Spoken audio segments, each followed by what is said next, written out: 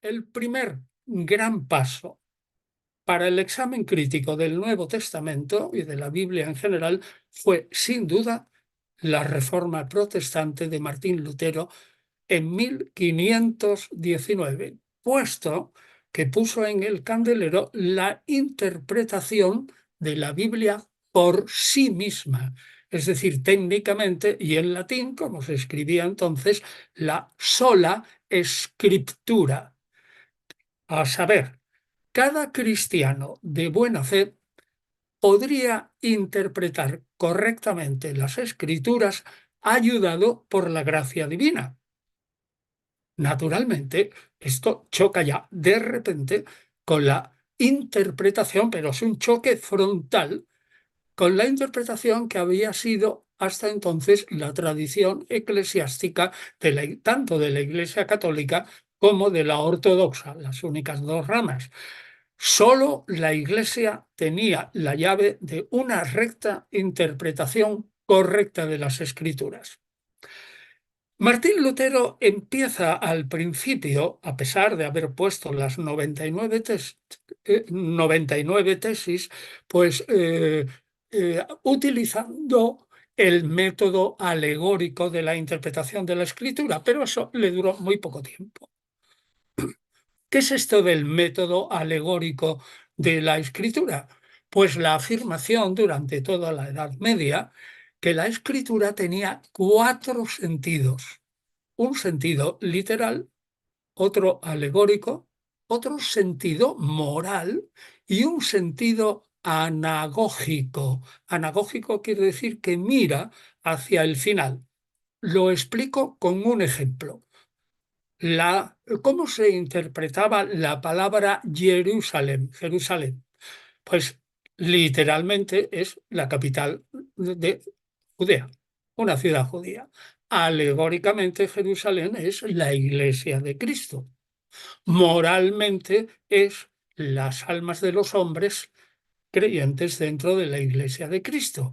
Y anagógicamente, es decir, en ese sentido que tiende hacia el final de la historia y hacia Dios que inspira las escrituras, Jerusalén tendría el significado de ciudad celestial.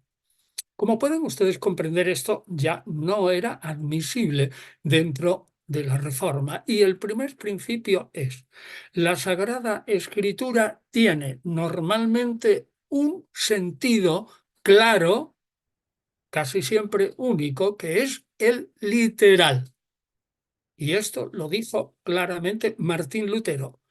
Pero es importante porque Martín Lutero, que hizo comentarios a muchos textos del Nuevo Testamento, admitió que dentro de este corpus de escritos cristianos hay corrientes ideológicas encontradas, contradictorias, sin más. Y con ello inició la percepción de la multiplicidad de opiniones de los autores del Nuevo Testamento y que por lo tanto este corpus se había formado en un proceso histórico con diversos autores. Por ejemplo, decía Martín Lutero, la concepción de la epístola de los Hebreos sobre la imposibilidad de una segunda penitencia, quiero decir, si uno es un expagano, se convierte, hace penitencia, recibe el bautismo, ya no puede pecar mortalmente, porque si peca mortalmente ya no hay posibilidad de arrepentimiento ni de perdón y sería el infierno.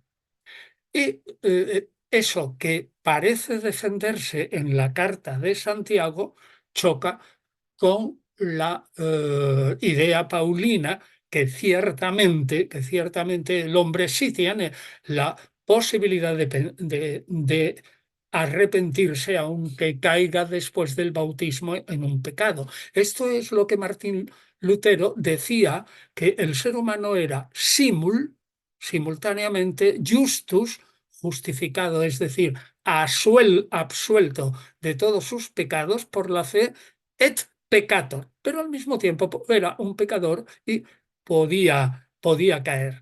Y tanto es esta interpretación notable del Nuevo Testamento como conteniendo escritos que tienen ideas contrarias a los evangelios, esto llevó a Martín Lutero a querer rechazar del canon, no se impuso esta idea. Por ejemplo, la Carta de Santiago, que le llamaba una epístola no de hierro ni de madera, sino de paja, débil, o el Apocalipsis, porque decía que tenía muy poco de cristiano.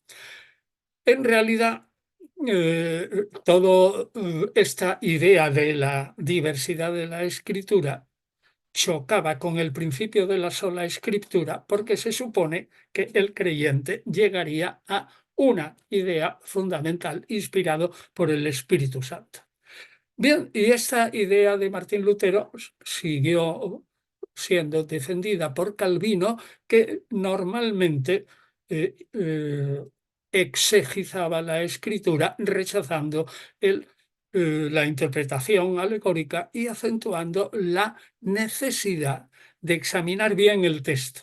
Lo que hizo Calvino, que pasa dentro de la historia del protestantismo en ser uno de los mejores intérpretes, fue que él acentuó también la necesidad de examinar cada texto para llegar al sentido claro en un contexto histórico y literario dentro de cada obra, por ejemplo, un evangelio. Pues bien, esta línea fue seguida por algunos sucesores epígonos sucesores de Martín Lutero y Calvino, como por ejemplo Mateo Flacio y Lírico, el cual cayó en la cuenta que había que formular ciertas reglas para que, a pesar de la ayuda del Espíritu Santo, no saliera cada uno interpretando el texto como le diera la gana. Y otro colega que se llamaba Camerarius, de cámara, Camerarius, pues había compuesto en el siglo XVII pasajes, un, un comentario, pasajes del Nuevo Testamento comentados, comparándolos con el contexto que tenía, ya que el Nuevo Testamento está escrito en griego, con el contexto de su propio tiempo de la lengua griega. Esto en el siglo XVII era una, una cosa, un avance fenomenal. Había que aclarar los escritos del Nuevo Testamento siguiendo eh, los esquemas de la lengua griega. Total, que aquí empezaban ya a decirse que el contexto de los clásicos grecorromanos servía también, o de la historia de la religiosidad grecorromana expresada en sus textos, servía para explicar históricamente el Nuevo Testamento.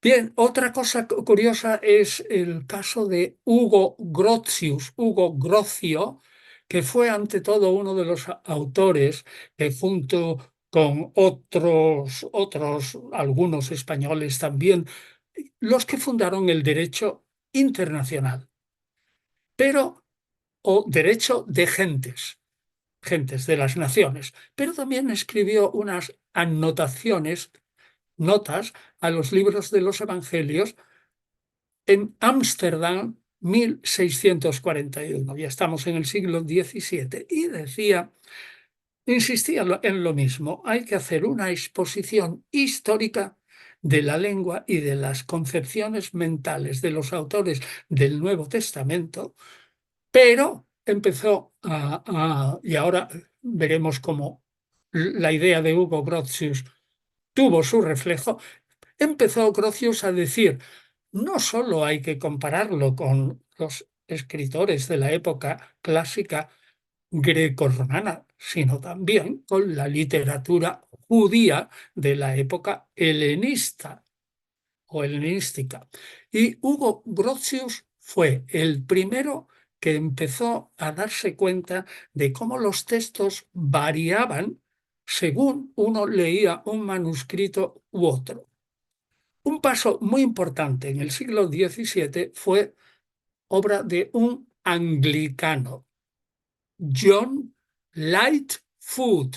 Light, L-I-G-H-T, Foot, F-O-O-T, que defendió que ante todo, estaba muy bien eso que se estudiara el mundo clásico, pero que ante todo los textos bíblicos tienen un referente, una atmósfera, y no es precisamente el mundo clásico, sino el ámbito judeocristiano.